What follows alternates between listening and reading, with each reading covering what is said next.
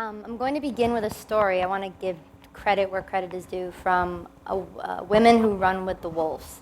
I want to give credit. It's a phenomenal book if you haven't read it. There once was a young woman who lived in a fragrant forest, deep in the woods. And she lived there for a number of years, and her husband was gone for a number of years at war. And one day she heard notice that he was finally about to come home. And the man comes home in the most foul of moods, from spending years fighting. Miserable, you could smell the misery on him as he walked, not through the door, but past the door, because the man had become so used to sleeping on stones that he no longer chose to sleep with his wife. But she was still ecstatic that finally this young woman, her husband, was home and she could be with him once again. So she began to cook this large feast. She cooked and she shopped and she shopped and she cooked. She had rice, 3 different types of fishes, seaweed, everything for this man. The rice perfectly put in the bowl with red pepper sprinkled on top.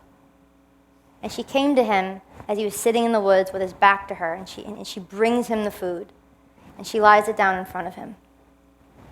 And he turns to her, and in utter rage, kicks the food. The fish flies into the air, the rice falls to the ground, and he screams at her with rage. And this continued for weeks on end, where she was trying to connect to him and feed him and love him, and she shunned him, or he shunned her. And so the woman decided, what am I going to do to create this relationship with my husband? He won't even look at me. He's so hurt. He's so angry. So she runs out of the village, and she goes to where this old woman lives in a cave. She's the healer of the town. And she says to her, my husband came to me after years of war and is depressed and injured and hurt. And he won't look at me, and I'm afraid of him. What can we do? Can you please help me? Can you please provide me with a potion so that I may once again be in union with my husband? And she says, yes, my dear. I can most certainly help you, but I need a secret ingredient. Well, it's not going to be a secret because she's going to share it, but I ran out of it. I need a soul hair from a crescent moon bear. You're going to need to journey up the mountain by yourself, find this bear, convince the bear to give you, this bear is huge, convince the bear to give you this soul hair and bring it down to me, and all will be well. And the girl's ecstatic. Most women would be daunted by this task. A small woman, someone no bigger than I, with a kimono, and she's going to have a bowl of food, scurrying up a mountain to meet a bear 12 to 14 feet standing tall, to say, can you please give me this one hair? But she was a woman who loved, and she was thrilled and elated to know that there's a solution to my problem. So she runs home, she grabs her kimono, she gets dressed, she prepares food, and she begins to scurry up the mountain. She passes boulders in the shapes of big loaves of bread, and she goes under trees where the burrows hang low and they look like stars. And as she continues, the journey gets harder. It's now beginning to get cold. The flowers now have thorns, and they're pulling at the hem of her kimono.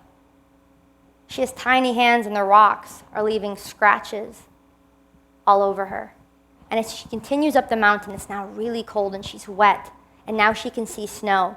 And the wind is blowing and gusting in her face, and she's saying, thank you, finally, as the wind begins to subside. Thank you, mountain, for no longer blinding me with this wind. She gets to the top, and she begins to search for the bear. And she sees footprints in the snow. And so she says, this is where the bear is. And she finds a cave barely large enough for her even to fit. And she wedges herself inside of it. And she sleeps for the night. And in the morning, she finds the bear cave where the bear dwells.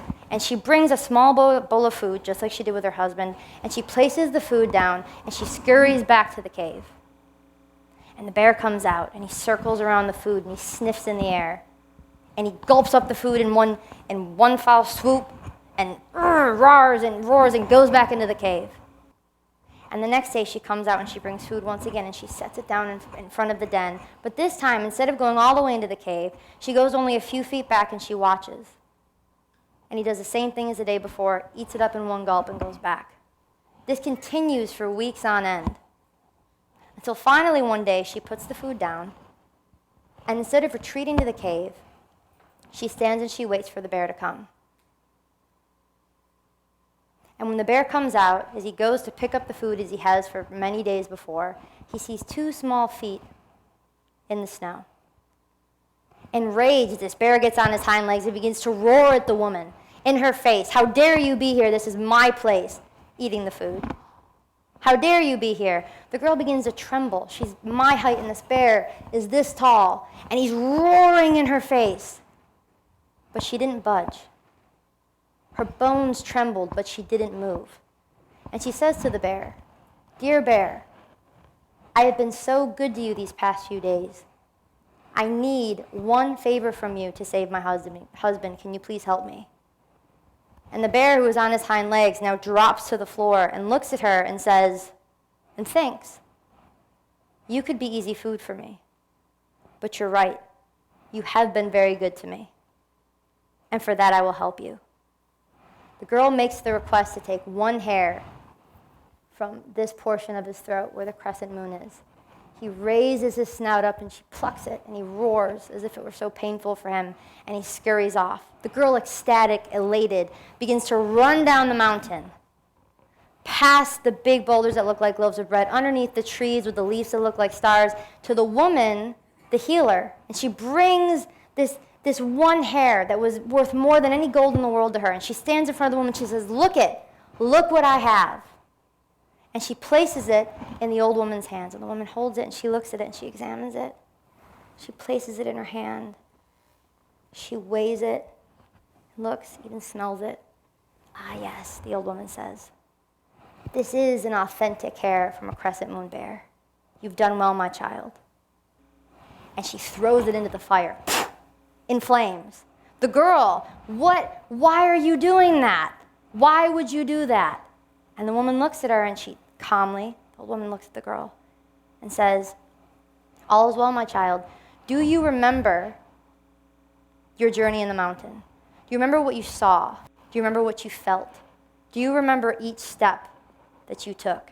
And the girl looks at her, "But of course, so very well." It's just wonderful. She's like, "Take those lessons back to your husband and in your practice with him, and all will be well." We think, as human beings, that we're on this mission to find this crescent moon hair, that there's this one solution, there's this one magic potion that if we just had the one permit, if we just had the one speaker, the one idea, the one magic pickup line, that everything would fall into place and that everything would be well. But the reality is that it's more a question of going up the mountain. Innovation is a process of questing and practice. Innovation isn't singular. It's not isolated. It is very much so a journey of going up the mountain. Sometimes creativity, when we forget it for a long time, which many of us have, when it comes back to us and we are in relationship with it once again, it turns its back to us, similar to the man. The man in this story, the husband, is representative of creativity. The woman, the healer, is representative of inner and external wisdom. The young girl is us. We are the protagonists of our life. The mountain is representative of the journey, and the hair is of that perceived solution, that magic potion that we think if we just found would solve everything. Innovation does not exist in isolation. So when we encounter our husbands, so to speak, or our wives, where this creativity lies, sometimes their backs are turned to us. They're unruly and untamed, as they should be, from years of neglect. And it's our job, it's our work to go back to them and rebuild a relationship with our wild self, the untamed part, the part that even scares us a bit. Our work is to stand in the presence of our crescent moon bears no matter how loud they roar and how fierce they may feel. Now, for this young woman to want to scale the side of a mountain, to go stand in the presence of a wild animal, to go on this journey requires immense bravery and faith in the face of unsurmountable, well, it's not unsurmountable, but immense uncertainty. I don't know about you, but if an old woman came to me, or I went to my grandmother, for instance, and she said, listen, you want to save your relationship, your husband's kicking your food around, I need you to go find a mountain. And you're going to go climb it in a kimono with a bowl of food, and then you're going to convince this bear, that he's going to give you one hair off of his chin. Now, good luck with that, and if you do that, I'm going to help you out. Now, to me, that seemed a little bit crazy. If I had to go back in the future or go forward in the future and tell myself, I'd say, what are you doing? That's stupid. That's never going to work. Now, maybe we can't relate to crescent moon bears, but we can relate to all the ideas in our lives that we think are impossible to achieve. No, Lauren, you shouldn't move to New York City with $2,000 in your bank account and absolutely no plan.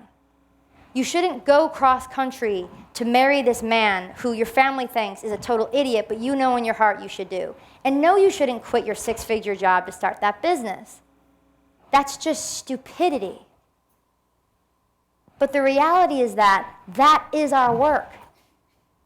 People try to place us, for better or for worse, without even bad intentions, place us in boxes and tell us the things that we can't do. So it's not in finding that one idea and realizing that's the woman I want to marry, this is the job that I want, but in the process of climbing your mountain to figure out where it is that you need to be.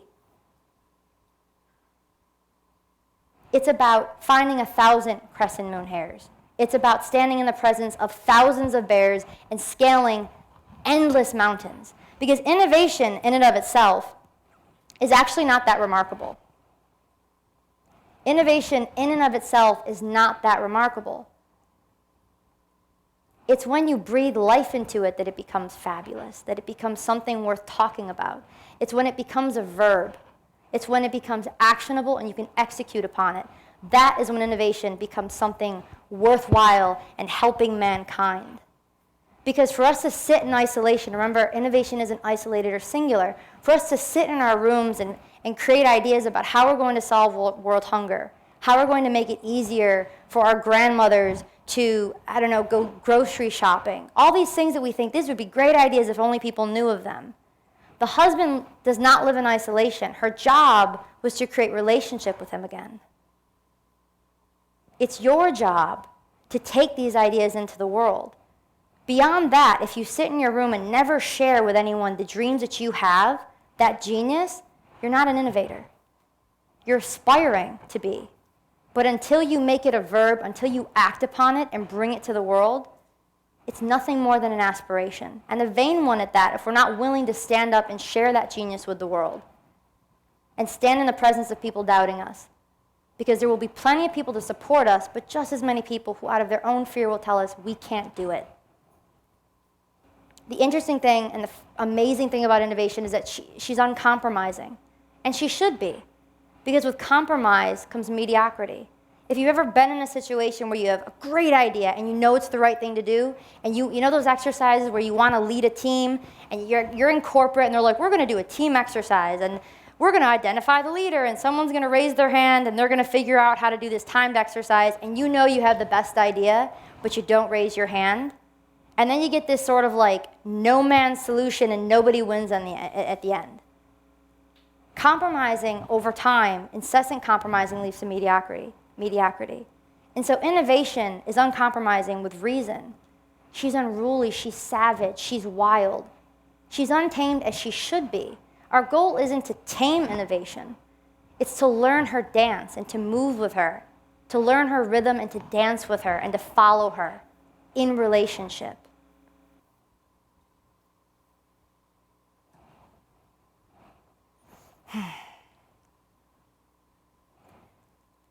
Innovation, we tend to think that there's one way to do things. Working with people that have been very successful, we look back and we say there's one way to climb a mountain. There's one way to build this business. There's one way to achieve this goal. When in reality, there's no right answer. There are endless mountains. And there are endless, innumerable ways for us to climb them. Our work is to climb as many mountains as we can in our lifetime. Because there's never going to be just one. Maybe some take longer than the other, but there's never going to be just one. And there's no right way to do any of this. And the most liberating part of this is that innovation isn't about us. It's never been about us. Our work has never really been about us. The young girl who went on that journey, who put herself through that scaling of a mountain, coming back tattered, torn, and dirty, wasn't just for her. She did it so that she could be in relationship with her husband, her creativity, her essence. And the bigger picture to that is that we are always in service of other people. That's the point of this. We are merely the messengers of this muse. And so it's never really been about us. And that's liberating. So go climb your mountain. Thank you.